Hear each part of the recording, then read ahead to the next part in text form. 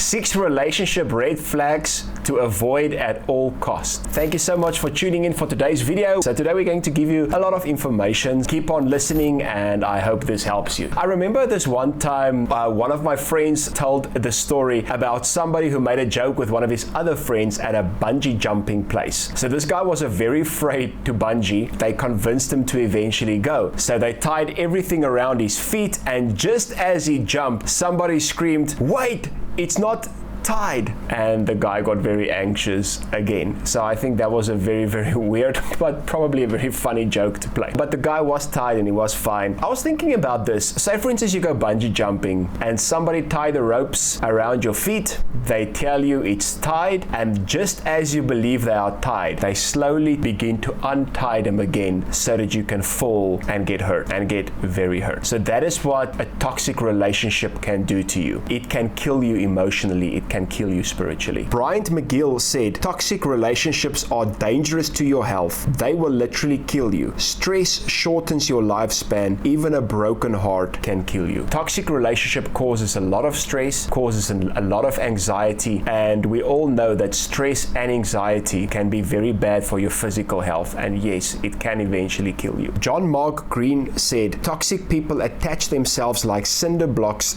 tied to your ankles and then invite you for a swim in their poisoned waters." I love that quote. If a person gets emotionally too involved in this toxic relationship, a person can fall for that, and I'm sure a lot of us have. Michael Josephson said, "Toxic relationships not only make us unhappy, they corrupt our attitudes and disposition in ways that undermine healthier relationships and prevent us from realizing how much better things can be." So a lot of times a person stays in a toxic relationship, and the reason they stay in a toxic relationship is because they don't know how healthy things can be at the end of the day. Now again, and I want to say this, every single video that I do about relationships, I don't just focus on romantic relationships, because all relationships have an influence in our lives. Romantic relationships, friendship relationships, work relationships, family relationships, and it's all about how we manage our relationships. Okay, so in all these videos that I speak about relationships, I want to include them all. So toxic relationships can influence a person negatively in the following areas. It can lead to a low self-esteem. So if you're around a toxic person the whole time, especially if you love that toxic person, especially if you want to get the attention of that toxic person, especially if you want to please that toxic person, and that toxic person breaks you down emotionally the whole time, it can lead to a low self-esteem. Being around a toxic person the whole time can eventually cause anxiety and depression. If we look at things like anxiety and depression, it can be caused by many things. One of the things that can be caused by is the people that you decide to hang around, because these people speak to you, these people treat you in a certain way, and that will eventually affect how you see yourself, how you view yourself, and what you think about yourself. It can cause trust issues and isolation. You get to that point where you don't want to be with people anymore, where you push everybody away. It can also cause that you develop one of the bad attachment styles. If you haven't seen my video on the 4 attachment styles, we'll put it in the link and you guys can go watch it. But if you get to that place where you have this fear of rejection the whole time, and you can develop an anxious attachment style where you have this fear of losing the person because you feel like you're going to get rejected the whole time, or you can even develop a fearful attachment style where you kind of like reject people before they can reject you because you're so afraid of rejection, or you can even get to that place where you want to be independent all the time, and that's an avoidant attachment style. So you can develop a bad attachment style by hanging around toxic people the whole time, and if you don't watch out. So now I'm going to give you the 6 red flags that you should look out for in toxic relationships. Before I get there, I want to encourage you to like this video, to subscribe, ring the bell, because then you will get notifications of other videos that are coming on. I also want to encourage you to share this video if you believe it can help other people. Also, I do sessions on emotional intelligence, mindset, mental health. I do this in businesses, companies, with families, with groups, and with individuals. So if you guys want to know more about that, please email me at albert@thlt.co.za. And please, I also want to encourage you to go visit our website, www.mindprosperity.co.za, and you will see some of our other material available there. So what are the 6 things that we need to avoid at all costs? Number 1, if their presence always makes you feel anxious. Now, it does happen sometimes that other people's presence make you feel anxious because of internal issues, but I'm speaking now in general. If you're naturally a person that tends to be healthy and somebody's presence always makes makes you feel anxious, that is a red flag, because we have something called intuition. We have something called gut feeling. And I'm not saying your gut feeling is right and your intuition is right 100% of the time, but your intuition and your gut feeling does speak to you, and it is an important voice to listen to. So if you're anxious around the person the whole time, that means like a lot of the times you feel like you have to perform, you have to be somebody that you're not, you're so afraid of doing something wrong, and you're kind of anxious around this person the whole time. You should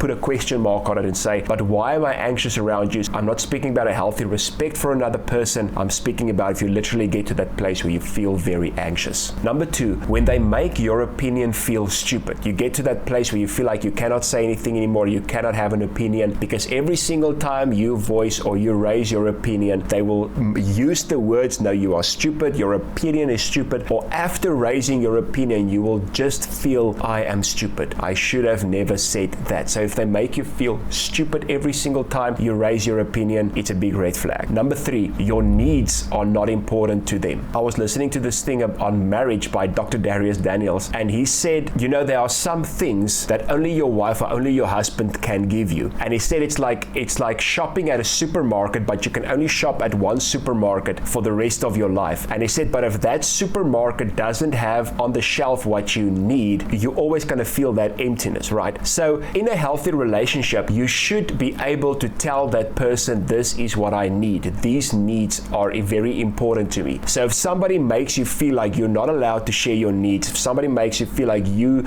are not allowed to have any needs, that is another huge red flag. Number 4, they dishonor your boundaries. That means they make you feel very uncomfortable. They always get close to a place where they shouldn't get, and it can be in a lot of areas, because all of us have boundaries. Even if we don't really know what our boundaries are, there are some things that people can do that just makes us feel uncomfortable. So if somebody goes over your boundaries the whole time, even after you've asked them not to, even if you've told them what your boundaries are, but they just keep going over and over and over and over those boundaries, you should say, till this far and not further. Number 5, they never make an effort from their side. I think this is especially important in friendships, okay? And I've had a lot of friendships like this. This person is my friend, but I always have to make the first phone call. I always have to send the first message. I always have to invite them. They never invite me. And then you have to ask yourself the question, do I have some people in my life where I can honestly say, if I don't contact you, I will never hear from you again? Why am I saying that's a red flag? I'm saying it's a red flag because you are not important to these people, because an effort has to be made from both sides. I think even in a romantic relationship, I still believe, the guy should make the first move. The guy should ask the girl on a date. But, if the girl keeps on showing like I have no interest in you, if the girl keeps on showing like, let's say after you've messaged her a few times, after you've asked her out a few times and she said yes, but she still doesn't do anything from her side ever, that is an indication of, you might not be important enough. But like I said earlier, I'm referring to this especially in friendship relationships. If somebody never makes an effort to know how it's going with you, to make an effort to spend some time with you, also something you have to look out for. Number 6, and the final one that I want to deal with, is they make you feel devalued. You feel like you don't have a value in life. You don't feel like you have a value in their lives. You just literally feel like you are of no value. If you have different pens that you write with, and that's something that's really true in my life. I write with a lot of pens, but I have this special pen that I really love writing with, and I never lose that pen. A lot of other pens I do lose, but this one, I really never lose it because I always put it in a special place after I've written with it. Why? Because the pen has a lot of value to me. So if somebody makes you feel like you don't have any value every single time you spend time with this person, or normally when you spend time with this person you feel devalued, that is also a big red flag. Okay, so these are the 6 things I wanted to give to you that indicates that a relationship might be toxic. So if you're watching and you're saying, there are 1 or 2 things that are applicable to you, and you're like, what should I do about this? One thing that I've realized is a big thing when it comes to toxic relationships. People who allow themselves to get into toxic relationships are normally people who don't have a very strong self-love. And I know I speak a lot about this, but if you get to a place where you really love yourself and where you really value yourselves, you won't get into these places where you feel like, you're attracted to a kind of like a toxic relationship, or you want to be in a toxic friendship, or you want to be part of a group that you can really say, but this group shows some of these toxic traits. Now, The goal is to get to the place where you can have a healthy self-love, where you can accept yourself in a healthy way. And I can promise you, because I do believe you don't attract what you want, you attract who you are. So if you get to that place where you become healthy, you will start to attract healthy friendships and you will start to attract healthy relationships. Well, I hope that helped you. Thank you so much for watching. From My Prosperity, we love you and we'll see you soon again. Goodbye.